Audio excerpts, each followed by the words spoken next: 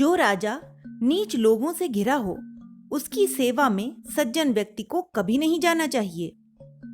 किसी वन में मदोत्कट नाम का एक शेर रहा करता था। उसके चीता, कौवा और सियार ये 3 सेवक थे।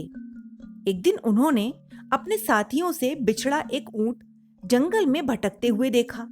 सिंह ने उसको देखकर कहा, यह कौन सा पशु है, इसका पता लगाओ। कौवे ने शेर की बात सुनकर कहा, स्वामी, यह पशु ग्रामीण ऊंट है। यह आपका भोजन है। आप इसे मारकर भूख मिटाइए। मैं घर आए मेहमान को नहीं मारता। विश्वास करके बिना डरे घर आए शत्रु को कभी नहीं मारना चाहिए। यदि कोई ऐसा करता है तो वह पाप का भागी होता है। इसे अभयदान देकर मेरे पास ले आओ। मैं इससे वन में आने का प्रयोजन पूछूंगा। शेर ने कहा। सेवक कृतनक नाम के ऊंट को शेर के दरबार में ले आए। ऊंट शेर को प्रणाम करके एक ओर बैठ गया। ऊंट से पूछने पर अपनी दुख भरी कहानी सुनाकर वह कहने लगा कि वह अपने साथियों से बिछुड़ गया है और इस जंगल में अकेला रह गया है। मदोत्कट शेर ने कहा, कृतनक, तुम गांव जाकर बोझा ढोने का कार्य अब मत करना। वैसे भी तुम्हें जाने की क्या जरूरत है। यहीं रहकर हरी हरी कोमल घास को चरो और मेरे साथ निर्भय होकर रहो। ऊंट शेर की बात मानकर सुखपूर्वक वन में विचरण करने लगा। एक दिन शेर की जंगली हाथी से लड़ाई हो गई। इस लड़ाई में वह हाथी के दांतों से घायल हो गया और चलने फिरने में असमर्थ हो गया। तब शेर ने कहा, किसी ऐसे प्राणी को खोज कर लाओ जिसको मारकर मैं अपना और तुम्हारे भोजन का प्रबंध करूं। सेवक सब और शिकार की खोज में घूमने लगे। जब कोई शिकार नहीं मिला तब सियार ने कौवे से कहा, इधर उधर भटकने से क्या लाभ। कृतनक ऊंट को ही अपना भोजन क्यों न बनाया जाए। इस पर कौवे ने कहा, कह तो तुम ठीक रहे हो, पर स्वामी उसे अभयदान दे चुके हैं, इसलिए वह वध के योग्य नहीं है। सियार ने शेर के पास जाकर कहा, स्वामी, हमने सारे जंगल में घूमकर बहुत ढूंढा, पर हमें कोई जानवर मिला ही नहीं। हम सब भूखे हैं और आपको भी भोजन चाहिए। यदि आपकी आज्ञा हो तो कृतनक ऊंट के मांस का भोजन किया जा सकता है। यह सुनकर शेर गुस्से में बोला, तुम पापी और नीच हो। तुम्हें धिक्कार है।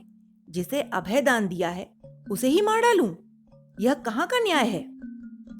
सियार ने कहा, आपने अभयदान दिया है, इसलिए यदि आप उसे मारेंगे तो पाप लगेगा आपको। यदि वह भोजन के रूप में स्वयं ही अपने आप को समर्पित कर दे तो पाप नहीं लगेगा। यदि ऐसा न हो तो आप हम सब में से किसी एक को मार दीजिएगा। यदि हमारे प्राण आपके काम ना आए तो इस जीवन का क्या लाभ है प्रभु।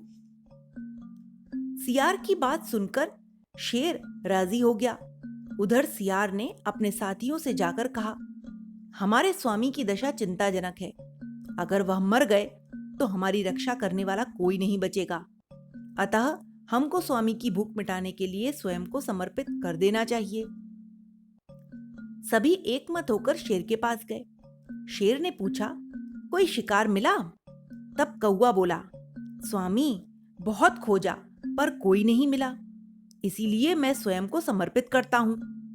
मेरा भोजन कर कर अपनी रक्षा करें ताकि मुझे स्वर्ग की प्राप्ति हो। सियार कौवे की बात को बीच में ही काटकर बोला, तुम शरीर से छोटे हो, तुमको खाने से स्वामी की तृप्ति नहीं होगी, इसलिए मैं स्वयं को स्वामी की सेवा में समर्पित करता हूं।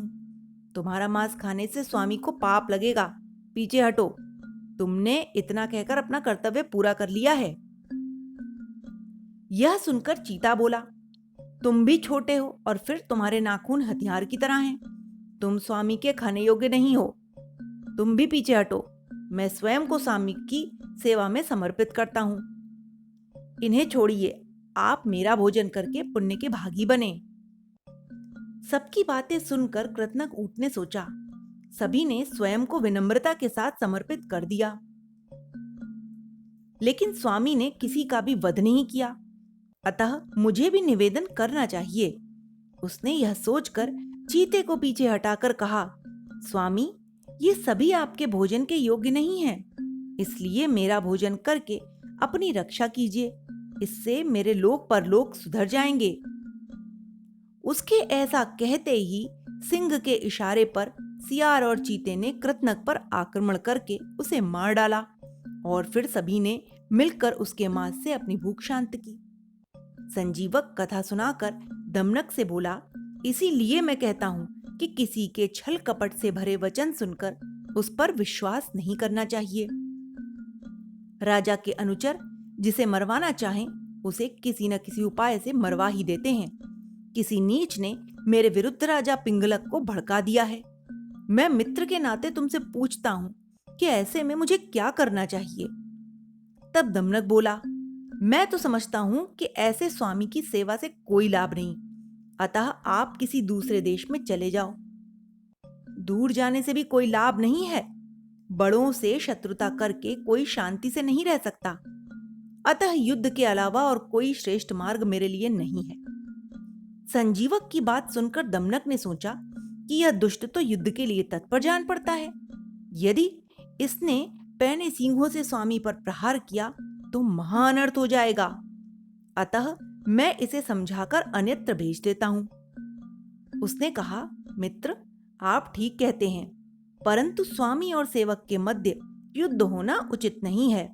जो शत्रु की शक्ति को बिना जाने शत्रुता करता है वह शत्रु के सामने उसी प्रकार पराजित होकर अपमानित होता है जिस प्रकार टिटिहरे से लड़कर समुद्र को होना पड़ा था। संजीवक ने पूछा, वो कैसे?